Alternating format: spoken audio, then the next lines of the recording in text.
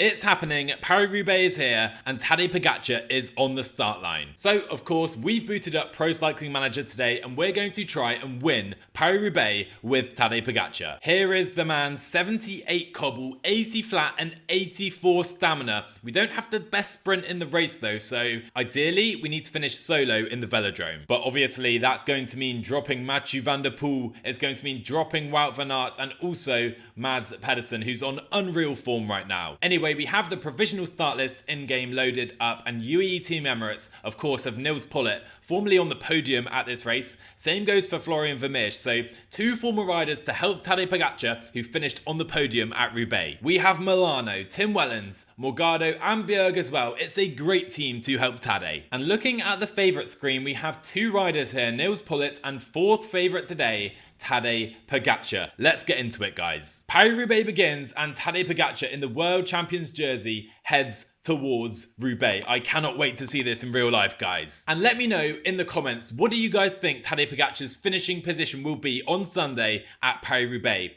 For me, I'm going to go for fourth place. I think he'll just miss the podium. But we get a very nice +1 day in game, so let's go for the win. And so let's talk a bit about my strategy today. The main point for me is Mons and Poel. If we can have a rider up the road and attack to them with Pogacar on Mons and Poel, that would be a perfect scenario, I think. And this is Pogacar's debut in this race. For me, he's not the favourite, so we are not going to control this breakaway. It's Van Aert, Van der Poel and Pedersen's team controlling for now. So I'm just moving up with Tadej Pogacar because 160 kilometers to go, we hit the first cobble sector of Paris-Roubaix. Tadej Pogacar is on the cobblestones. Let's hope for no crashes and definitely no punctures. Like Alex Kristoff has just experienced a puncture on the very first sector. Nightmare for him. Anyway, we might see some attacks here. 5 minutes up to the breakaway. I am not following. I am saving energy until the Arenberg. Poor Diego Pescador alone at the back of this race. What a brutal decision to bring him to Paris-Roubaix. He has 57 cobble, guys. Movistar, that's a bit cruel, I have to say. He's literally alone. Everyone else is in the peloton or in the breakaway. Poor Diego Pescador. Anyway, the peloton are in no rush right now. The breakaways still have over 5 minutes up the road, and I'm a bit scared because Ineos and Pippo Ganna and Josh Tarling have a rider up the road to help them later on. So they definitely have an advantage right now. Anyway, I'm definitely not controlling this. It's up to Alpecin, Little Trek and Visma. Oh no, Nils Pollitt has fallen. He's crashed on Havelier-Wallers, the sector preceding the Tour de Arenberg. Oh no, he's our super domestique for the day. He crashes alongside Swift. We need to get back to the front ASAP, but the race is so far up the road already.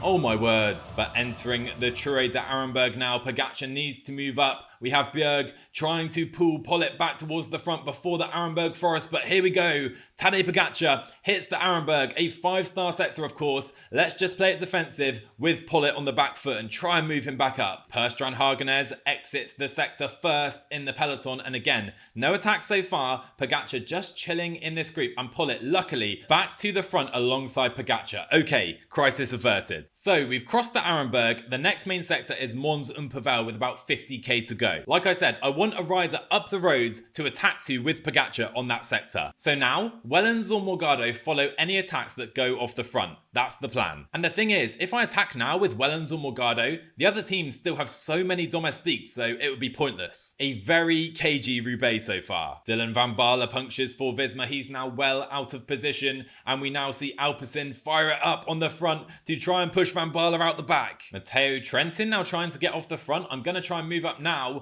with Wellens because I think we're going to see a few guys try to attack up to him.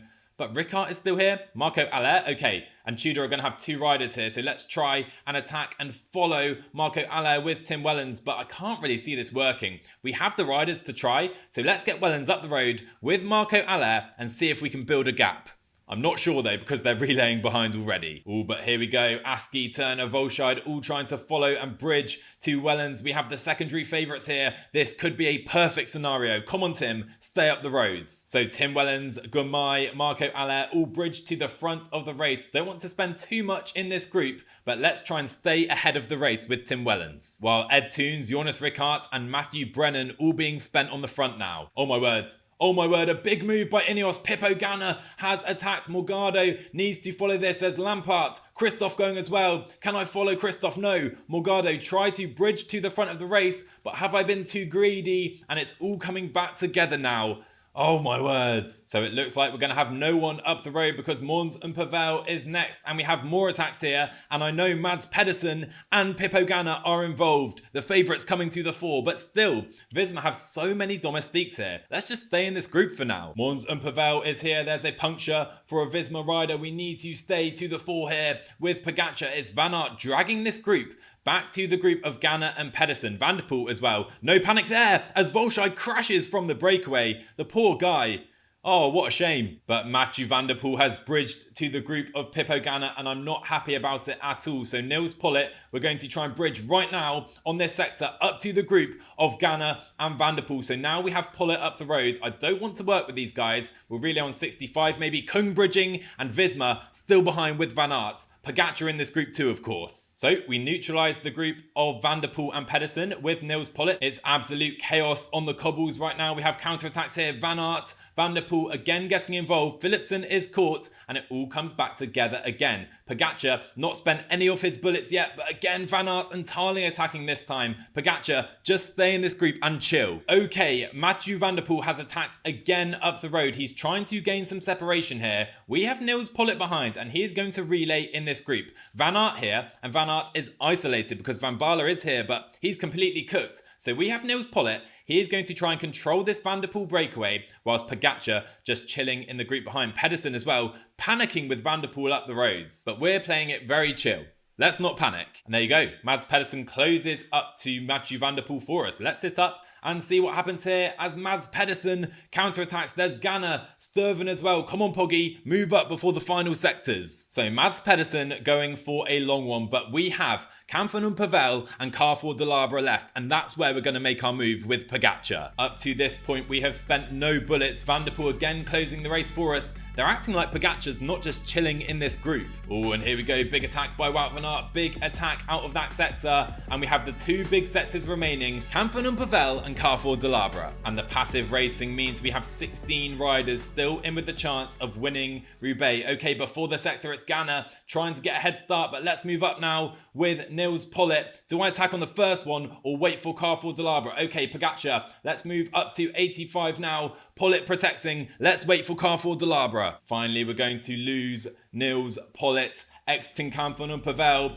Ganna and Kung are going to be caught here. Let's move up with Pogacar. Are they attacking up the road? This is where I want to attack, but they're putting on an insane tempo. So it's Pedersen on the front, and here we go. Pogacar now comes to the front on Carrefour de Labre, puts in a huge acceleration. Pedersen, Sturven and Stefan Kung try to follow, and we are clear. Pogacar, Kung and Sturven. Van der Poel and Van Aert panicking, trying to bridge, and they're going to do it. But do we have another kick out of this final sector? We do. Pogacar attacks clear. Van der Poel follows. Van Aert is behind Sturven. Kung. Pedersen is out of it. At the very end of that cobble sector, it's Pogacar and Van der Poel going clear. Sturven, Kung and Van Aert, they don't have it today. Pedersen, like I said, completely out of it. And Pogacar and Van der Poel, the best buddies, are riding clear to the Velodrome. So I take the wheel of Mathieu van der Poel because he's not pulling with me into the Velodrome. We have Van Aert and Sturven here. Do I attack Van der Poel? I don't think we can beat him in a sprint. Let's just stay on this wheel for now. We'll pull through again